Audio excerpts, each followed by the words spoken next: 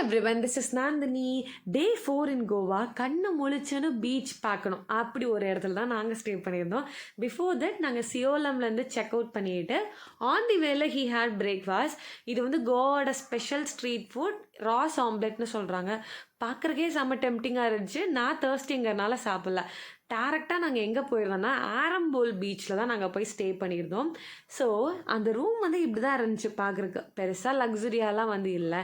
But the view காட்டுறேன் பாருங்கள். Before that இந்த ரூமோட ரெண்ட் எவ்வளோவா இருக்கும்னு வந்து கமெண்ட்டில் வந்து கெஸ் பண்ணுங்கள். டோரை திறந்து வெளியே வந்தீங்கன்னா this is how the view was. ரொம்ப சூப்பராக இருந்துச்சு, ரிலாக்ஸிங்காக, பார்க்குறக்கே அவ்வளோ அழகாக இருந்துச்சு. ஒரு மாதிரி ட்ரிசில் ஆகிட்டே இருந்துச்சு. நாங்கள் இந்த கிளைமேட் ரொம்ப என்ஜாய் பண்ணோம். இந்த வியூ வந்து சொல்லவே வேணாம், அப்படி இருந்துச்சு அங்கேருந்து நாங்கள் பார்க்குறக்கு. ஸோ எஸ்பெஷலி இந்த வியூக்காக தான் நாங்கள் இந்த ரூமே வந்து புக் பண்ணோம். ஓகே, ரூம் பெருசாக எல்லாத்தையும் பரவாயில்ல, இந்த வியூ நம்மளுக்கு வந்து என்ஜாய் பண்ணோம் அப்படிங்கிறதுக்காக. ஸோ ஈவினிங் வந்து நாங்கள் ரெடி ஆகிட்டு ஒரு வாக் போகலான்னு வந்து போயிருந்தோம் பீச்சுக்கு. பை த டைம் ஒரு ஃபோட்டோகிராஃபரை நான் பிடிச்சி இந்த ஃபோட்டோஸ்லாம் எடுத்தோம். இந்த ஃபோட்டோஸ் பார்த்ததையும் உங்களுக்கு என்ன சாங் ஞாபகத்துக்கு வருதுங்கிறத மறக்காமல் கமெண்ட் பண்ணுங்கள். ஃபோட்டோஸ் எடுக்கவே செம்மையாக மழை பெய்ய ஆரம்பிச்சிருச்சு. Later I had dinner. அங்கேயே ஆரம்போலே வந்து சாப்பிட்டேன் ஃபாஸ்டிங் பிரேக் பண்ணிட்டு. இது முடிச்சதுக்கப்புறமா குட்டி ஷாப்பிங் வந்து போயிருந்தோம். ஆரம்போல் வந்து எனக்கு ரொம்ப பிடிச்சது. ஏண்டா இங்கே லாஸ்ட் டே வந்தோம், முன்னாடியே இங்கே வந்திருக்கலாங்கிற மாதிரி ஃபீல் ஆச்சு.